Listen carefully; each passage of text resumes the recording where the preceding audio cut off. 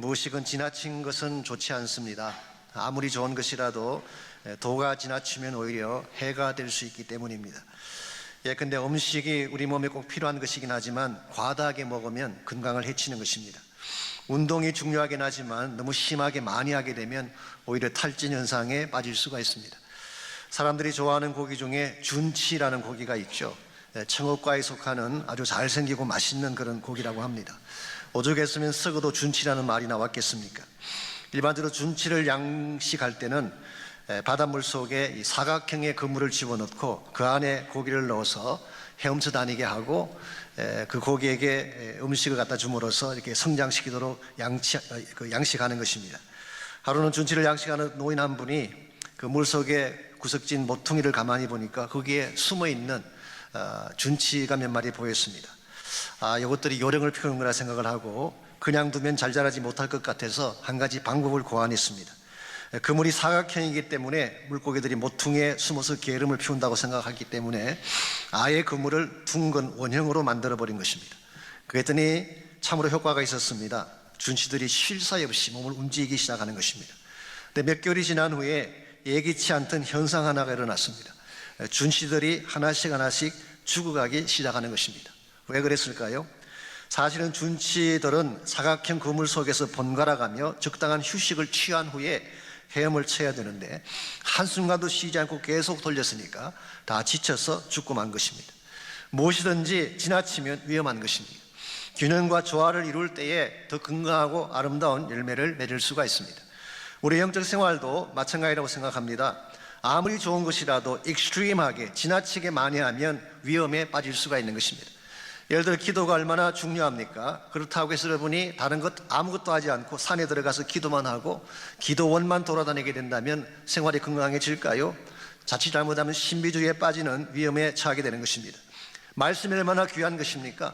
그렇다고 해서 성경 공부만 계속하고 섬김도 외면하고 예배도 외면하고 성유나 전도도 외면하게 된다면 머리만 굵은 기형적인 크리스찬을 만들 수밖에 없습니다. 성도의 교제가 얼마나 아름다운 것입니까? 그렇다고 해서 늘 우리끼리 모여서 먹고 마시고 놀러 다니고 즐기기만 한다면 그 결과 이웃의 아픔을 외면하며 살아간다면 소모적인 크리스찬 삶을 살 수밖에 없는 것입니다. 그러므로 모든 것에는 균형과 조화가 있어야 합니다. 특별히 공동체 안에서 함께 하나님 나라를 세워가려면 모든 것을 균형 있게 행하고 하모니를 이루며 사는 것을 배워야 합니다. 그렇게 할 때에 나 자신에게도 축복이 되지만 다른 사람들에게도 복을 나누어 줄 수가 있습니다. 오늘 같이 봉독한 본문에 보시면은 이 균형과 조화의 중요성을 잘 몰랐기 때문에 문제를 야기했던 고린도 교회의 모습이 오늘 본문에 소개가 되어 있습니다. 사실 오늘 이 말씀은 방언과 예언에 대한 결론 부분이죠. 지난주도 말씀을 드렸지만 사도 바울은 14장 전체를 통해서 이 두 은사에 대해서 기록을 하고 있습니다. 제가 많은 분량을 할애해서 이 두 은사를 다룬 이유가 뭘까요? 그것은 이 은사의 사용이 예배와 관련이 있기 때문에 심각하게 다룬 것입니다. 우리가 읽지 않았지만 잠깐 앞으로 가셔서 26절을 보시게 되면 초대교회 성도들이 모일 때에 어떤 모습으로 예배했는지 그 모습이 간단하지만 암시적으로 나와 있습니다. 26절, 그런즉 형제들아 어찌할까? 너희가 모일 때에, 여기 모임이라는 것은 퍼블릭 월십을 말하는 것입니다. 공적인 예배를 말하는 것입니다. 그때 각각 찬송시도 있으며 가르치는 말씀도 있으며 계시도 있으며 방언도 있으며 통역함도 있나니 모든 것을 덕을 세우기 위하여 하라. 초기교회 성도들은 모이면 찬송을 불렀어요. 말씀을 듣기도 했습니다. 계시를 받기도 하고 방언도 했습니다. 그러나 통역을 함으로써 교회의 덕을 세우는 이와 같은 일들을 했다고 오늘 성경은 기록합니다.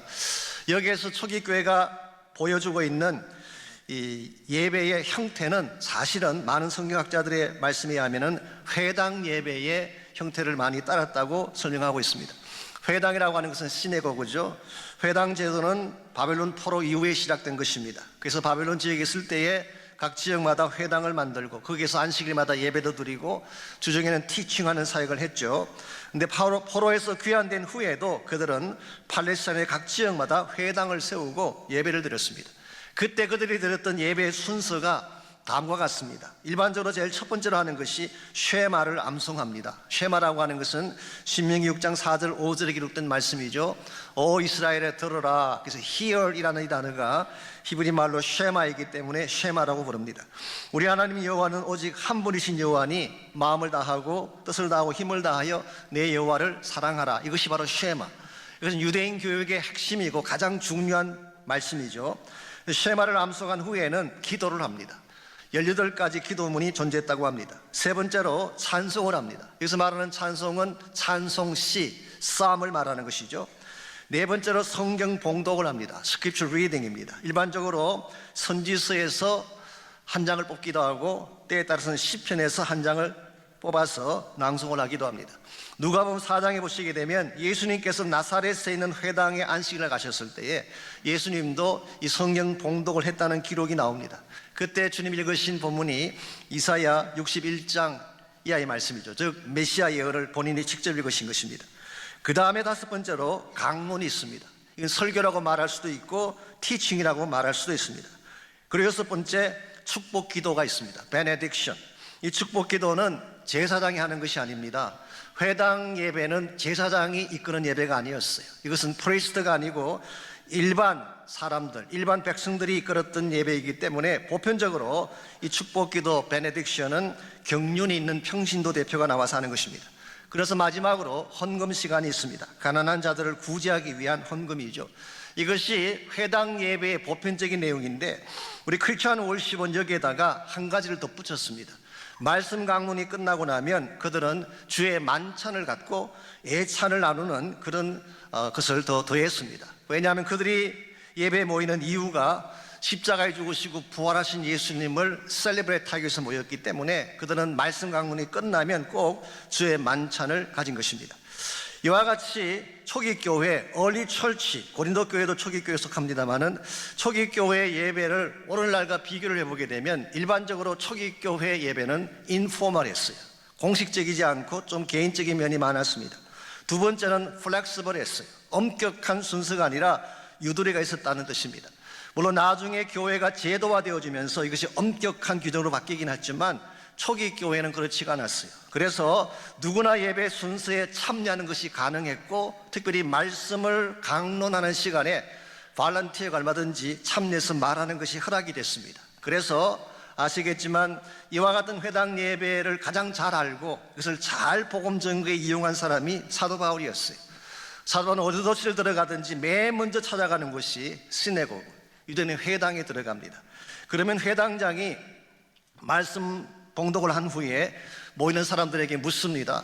혹시 여러분 가운데에 이 말씀을 강론할 자가 있습니까? 라고 물으면 바울이 손을 들고 나가는 것입니다. 그리고 그 말씀에 대해서 자세하게 강론을 해주면서 결론이 뭘까요? 바로 이 말씀의 주인공이 예수 그리스도입니다. 그래서 복음 전하는 기회를 갖는 것입니다. 이와 같은 형태가 시내거그 예배였고 이것을 어답트한 것이 초기 교회의 예배였기 때문에 예배 시간에 평신도가 나와서 예언도 할 수가 있고 방언도 하는 것이 가능했던 것입니다. 그래서 고린도 교회 안에서 예배 시간에 방언의 문제가 터지고 예언에 대한 이슈가 터지는 것은 그 당시 관행으로 보면 특별한 일이 아니었습니다. 근데 한 가지 문제가 있습니다. 이것을 하는 것은 좋은데 이것을 너무 지나치게 했고 또한 자신이 하고 싶은 대로 마음대로 했기 때문에 예배 질서가 무너지고 공동체가 상하게 된 것입니다. 그래서 바울은 27절에서 32절까지의 말씀을 통하여 이와 같이 예언을 하고 방언을 할 경우에는 반드시 순서를 따라 차례대로 하고 또 방언인 경우는 통역을 반드시 해서 모든 사람들이 알아듣게 하라고 권고를 한 것입니다. 굉장히 많은 부분에 걸쳐서 바울은 이 질서에 대한 문제를 다루고 있습니다. 왜 사도 바울이 이처럼 예배 질서를 중요하게 생각했을까요? 여러분, 예배라고 하는 것은 하나님의 성품을 반영하는 것입니다. Worship reflects the character of God. 하나님이 어떤 분인가, 하나님의 캐릭터를 반영하는 것이기 때문에 예배는 굉장히 중요한 것입니다. 하나님이 거룩하신 분이라면 예배도 거룩해야 합니다. 하나님이 진리라면 예배도 진실해야 하는 것입니다. 하나님이 영이시라면 예배 중에 성령의 기름 부음이 미미해야 하는 것입니다. 만약 하나님이 인격적인 하나님이라면 우리도 가슴을 열고 인격적으로 그분을 만나야 하는 것입니다. 이와 같은 것이 크리스찬 월십이라고 말한다면 이방인들의 예배는 좀 달랐어요. 소위 말하는 페이건 컬트, 이방인들이 드리는 이 제술적인 예배가 있습니다. 그와 같은 예배는 문란했어요. 광란적이었어요. 질서가 없었습니다. 심지어는 음란하기도 하고 주술적인 외침으로 가득 찰 때가 많았어요. 특별히 고린도에 존재했던 신전 예배, 아프로다이트 신전에서 드려지는 이 예배는 여사제들이 주도하는 예배였기 때문에 음란한 행위가 자행되어지고 차마 눈뜨고 볼 수 없는 그와 같은 잘못된 일들이 많이 벌어지게 된 것입니다. 자, 그렇다면 이와 같은 세속적인 페이건 월십이 고린도 교회에 영향을 주었을까요? 안 주었을까요? 당연히 영향을 준 것입니다. 그래서 고린도 교회 안에 예배를 드릴 때에 너무나 열광적인 표현을 하는 사람들이 많이 나오게 되고, 특별히 여자들이 나와서 무질서하게 방언도 하고 예언을 하는 일이 많아진 것입니다. 이와 같은 상황에 대해서 사도 바울은 단호하게 선을 그으며 33절에서 이와 같이 선포하고 있습니다. 하나님은 무질서의 하나님이 아니시요 오직 화평의 하나님이시니라. 하나님은 God is not the God of disorder. 무질서의 하나님이 아니라 but of peace. 화평의 하나님이시다. 옛날 우리 한글 개역 성경에는 어지러움의 하나님이 아니요 그렇게 번역했어요. 그리고 ESV라는 영어 성경에도 보게 되면 not God of confusion. 그러므로 이것은 무질서라는 단어로 번역을 하긴 했지만 사실은 어지러움이라고 보는 것도 한 가지 방법입니다. 특별히 오늘 본문에서 화평의 하나님이라고 말씀했는데요, 이 화평이라는 이 단어는 peace, 평화라고도 번역할 수가 있지만 사실은 조화를 뜻하는 것입니다. 조화 가운데의 고요함을 의미하는 것입니다. 그래서 킹 제임스 버전에서는 아예 quietness, 이 차분함이라고 번역을 했고, 모페스 번역한 성경에는 아예 harmony, 조화라고 그렇게 번역을 했습니다. 이런 측면에서 무질서의 반대말은 규격화나 regulation이 아니라 오히려 하모니를 이루는 것, 조화를 이루는 것이라고 말할 수가 있습니다. 이번 하나님의 창조 세계가 굉장히 아름답지 않습니까? 그 아름다움이 어디서 오는지 아세요? 퍼펙트한 조화에서 오는 것입니다. 산이나 나무나 풀 한 폭이 돌멩이 하나까지라도 함께 어우러져서 조화를 이루었기 때문에 그것이 아름답고 기가 막힌 경치가 되는 것입니다. 근데 만일에 이와 같이 아름다운 조화가 깨어지게 되면, 이 하모니가 깨어지게 되면 어떤 현상이 찾아올까요? 우리는 그것을 케이아스라고 부릅니다. 한마디로 엉망진창으로 변하게 되는 것입니다.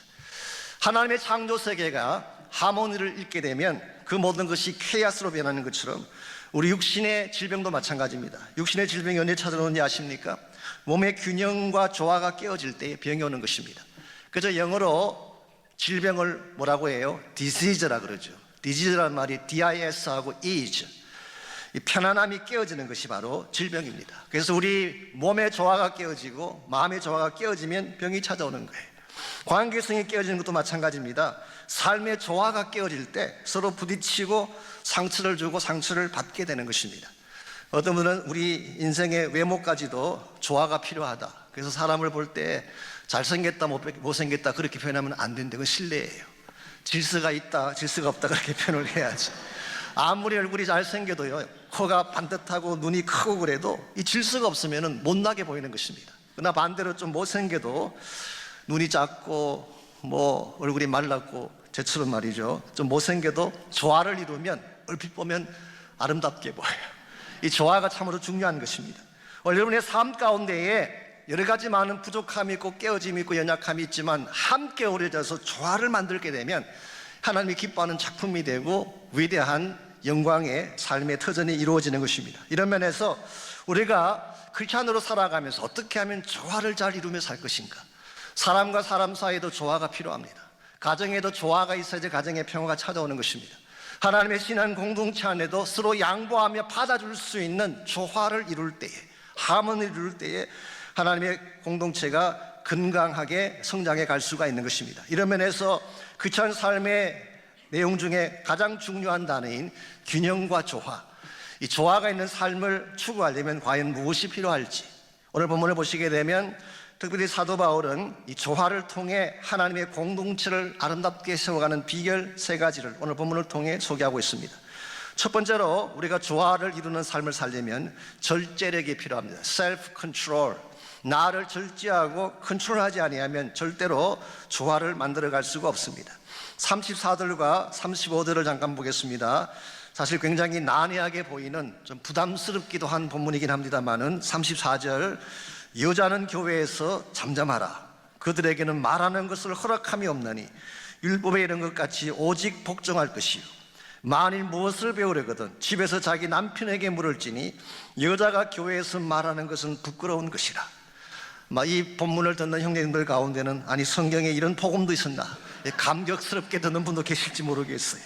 심지어 어떤 교단에서는 이 말씀을 근거로 해서 여자 안수를 반대하기도 합니다. 여자분들을 강단에 세운다든가 안수를 주어서 이 목회자가 되거나 패스트가 되게 하는 것을 금지하는 교단들이 있죠. 한국 같은 경우는 보수적인 교단 중에 그렇게 하는 교단이 있습니다. 미국의 경우는 서던 베프티스트가 그 중에 하나예요. 저희 교회가 속해 있는 서던 베프티스트 컨벤션이 굉장히 보수적이다 보니까 아직까지도 여자분들에게 안수 주는 이것을 총회에서 통과시키지 않고 있습니다. 자, 오늘 이 본문의 말씀이 과연 여자들은 강단에 설 수 없고 티칭을 할 수 없다는 것을 가르치는 말씀일까요? 그렇다면 저희 교회 안에는 선지스쿨 티처들은 어떻게 할 수 있어요? 어떤 분은 그렇게 설명하기도 합니다. 티칭과 프리칭은 다르다 그렇게 말하지만 그건 넌센스예요. 같은 것입니다. 만약 이 말씀을 그렇게 받는다면 선교사님들 중에 여자분들은 선교할 수 없겠네요. 선교로 나가게 되면 말씀도 전해야 되고 설교도 해야 되는데 어떻게 선교를 할 수가 있겠어요? 그러므로 오늘 본문이 가르치는 핵심은 그런 뜻이 아닙니다. 여러분이 성경을 볼 때에 문맥을 잘 봐야 됩니다. 이 컨텍스트를 놓치게 되면 진짜 그 본문이 말하고 싶은 핵심을 놓칠 때가 많이 있어요.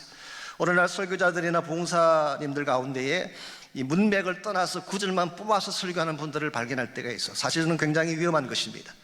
어떤 구절만 뽑아서 컨텍스트에 상관없이 그 말씀을 사용하게 되면 얼마든지 성경 말씀을 어뷰즈할 수가 있어, 오용할 수가 있기 때문에 대단히 위험한 것입니다. 그러므로 반드시 컨텍스트를 봐야 되는데요, 오늘 본문의 경우는 두 가지 차원에서 컨텍스트를 보셔야 됩니다. 첫 번째가 이 문학적인 컨텍스트, 이 문법적인 컨텍스트라고 할 수가 있습니다. 여러분 34절을 보시면 여자는 교회에서 잠잠하라 그랬는데 이 말씀은 앞에서 설명한 말씀과 연결되어져 있어요. 본문을 다시 보십시오. 33절 마지막 부분, 모든 성도가 교회에서 함과 같이 여자는 교회에서 잠잠하라고 했어요. 그러므로 여자만 잠잠하라 그런 뜻이 아니라 모든 다른 성도도 동일하게 잠잠해야 되는데 여자도 교회에서 잠잠해야 된다 그런 뜻입니다. 예배 시간에 만일 침묵해야 된다면, 나의 말을 자제해야 된다면 이것은 여자에게만 해당되는 것이 아니라 모든 성도에게 다 해당된다 그런 뜻이에요. 두 번째로 봐야 될 컨텍스트는 이미 설명을 드렸습니다만 오늘 이 말씀은 공적 예배라고 하는 컨텍스트에서 주어진 것입니다. 아까 소개해드린 페이건 월십, 이방인들의 월십이 고린도 교회 안으로 스며들어오게 되면서 하나님께 드리는 예배가 굉장히 무질서해지기 시작했어요. 특별히 여자들 가운데에 방언을 하고 예언을 하는 사람들이 많이 나오기 시작했어요. 그러다 보니까 예배 질서가 깨어지고 혼란이 찾아온 것입니다. 그래서 사도 바울은 예배 시간에, 퍼블릭 월십 시간에 무질서하게 함부로 나와서 말씀을 선포하든지 이야기하는 것은 잘못되었다 그렇게 말씀하고 있는 것입니다. 그래서 오늘 이 말씀을 문맥에 맞게 번역한다면 이렇게 번역해야 됩니다. Be quiet now. 지금은 잠잠하라 그런 뜻이에요. 예배가 진행 중인 지금은 조용하라 그런 뜻입니다. 실제로 New Living Translation이 그렇게 번역했어요. Women should be silent during the church meeting.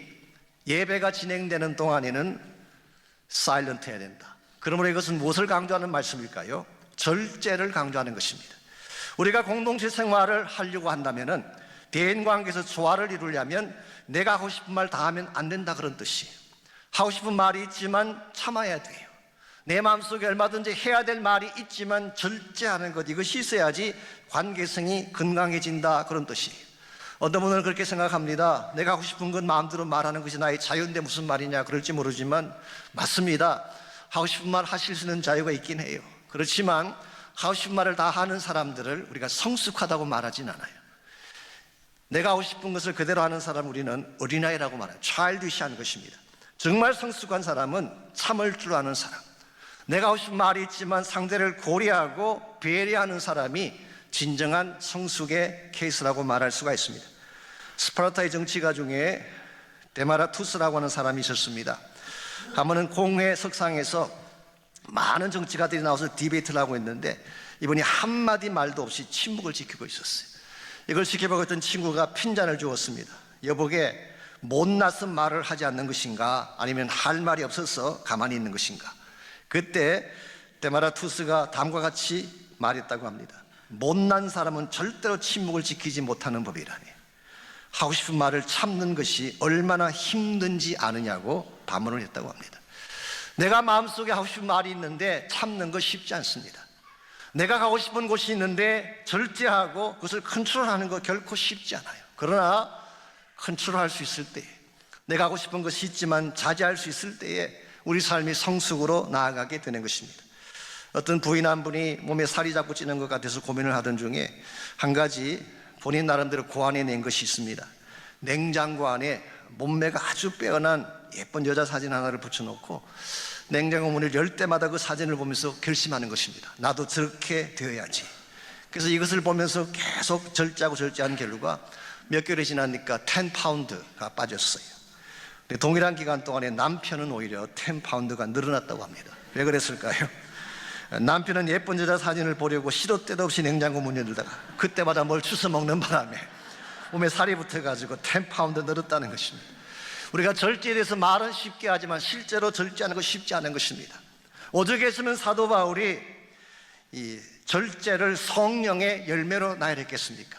갈라디아서 5장 23절 이하에 보게 되면 9가지 성령의 열매 중에 절제가 들어갑니다. 그만큼 나의 노력만으로 안 된다는 것입니다. 나의 힘만으로 스스로 나를 다스릴 수가 없는데 성령에 사로잡히면, 성령에 붙잡히게 되면 비로소 할 수 있는 것이 절제다, 그런 뜻이에요. 그러므로 혹시 여러분 가운데에 절제가 되지 않는 분이 계신다면 기도하시기 바랍니다. 성령의 나의 마음을 다스려 주십시오. 내가 무슨 말을 하려고 하면 꼭 축복된 말을 할 수 있도록 내 마음을 다스려 주십시오. 이와 같이 성령 안에서 여러분 자신을 절제할 수 있을 때에 관계성이 아름다워지고 조화의 열매가 맺혀지게 되는 것입니다. 두 번째로 조화로운 삶을 살아가려면 청취력이 필요합니다. 리스닝 하는 것입니다. 특별히 말씀을 청종하는 자세가 있어야지 조화가 있는 삶을 이룰 수가 있습니다. 36절을 보겠습니다. 하나님의 말씀이 너희로부터 난 것이냐, 또는 너희에게만 임한 것이냐. 사도 바울은 여기서 한 가지 사실을 지적하고 있습니다. 너희들이 나서서 말씀을 이야기하고 예언을 이야기하는데 과연 하나님 말씀의 오리진이 너희들이냐, 그렇게 반문하고 있어요. 하나님 말씀의 기원은 사람이 아닙니다. 하나님이에요. 하나님이 주신 것입니다. 그러므로 마치 그것이 나의 것인 것처럼 마음대로 이야기하고 나서는 것은 위험하다, 잘못되었다, 그렇게 말하는 것입니다. 뿐만 아니라 말씀이 너희들에게만 임한 것이 아닌데 너희들만 신령한 척 잘난 척 이야기하는 것은 잘못된 것이라고 지적을 하고 있습니다. 그러면서 37절에서 말씀하기를 만일 누구든지 자기를 순지자나 혹은 신령한 자로 생각하거든. 본문을 자세히 보시기 바랍니다. 실제로 순지자라는 뜻이 아니고 신령하다는 뜻이 아니라 본인 스스로가 그렇게 생각한다는, If anyone thinks himself to be a prophet and spiritual, 본인 스스로가 생각할 때에 나는 선지자다, 나는 신령한 자다, 그렇게 생각하는 자가 혹시 있다면 내가 너희에게 편지하는 이 글이 주의 명령인 것을 깨달으라, 그렇게 말씀하고 있어요. 너희들이 생각하는 것이 너희 자신이 아니라 주의 명령이 중요하다. 내가 너희들에게 기록해 선포하고 있는 주님의 명령에 리슨하라, 그런 뜻이에요. 오늘 많은 사람들이 자기의 생각이 항상 옳다고 생각하는 경향이 있어요. 나의 주장이 항상 옳다, 나는 항상 바르다고 생각하는 분들이 계세요. 그래서 본인만 의롭고 본인만 바르다고 믿기 때문에 많은 착각들을 하게 됩니다. 내가 옳다고 생각하는 사람은 누가 뭐라고 해도 변화가 일어나지 않아요. 무슨 말씀을 들어도 은혜가 될 수가 없습니다. 나는 이미 옳으니까 자기 외에 나머지는 다 개혁 대상이에요. 다 변화를 가져와야 될 상, 본인만 빼고. 그만큼 위험한 영적 자세가 어디 있겠습니까? 우리가 하나님 말씀 앞에 나의 것을 내려놓고 말씀을 청종하기 시작할 때 진정한 차원의 변화가 찾아오고 하나님이 나에게 안겨주시기를 원하시는 축복의 열매들이 맺어지게 되는 것입니다. 우리 인간의 생각도 물론 필요할 때가 있습니다. 소위 말하는 사람들의 생각이나 여론도 필요할 때가 있죠. 저는 그것을 완전히 무시하는 것은 아닙니다. 그럴지라도 사람의 생각은 절대적 기준이 될 수가 없어요. 항상 상대적입니다. 그리고 편파적일 때가 많이 있어요. 그건 저도 마찬가지, 여러분도 마찬가지예요. 내가 보는 것만 보기 때문에 전체를 볼 수가 없는 것입니다.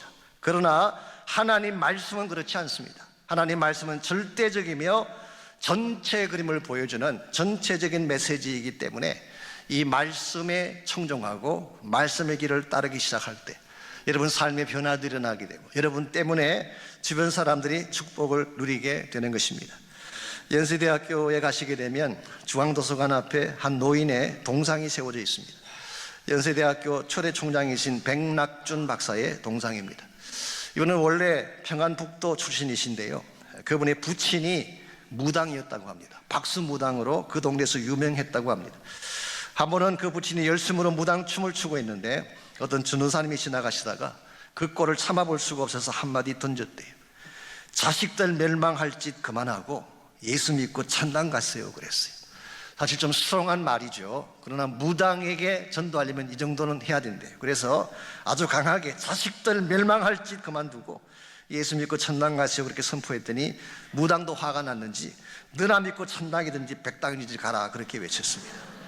그런데 한 가지 신비로운 것은요, 이렇게 말은 하고 집으로 돌아왔는데 집에 돌아와서도 그 전도자가 던진 그 말이 마음을 떠나지 않는 것입니다.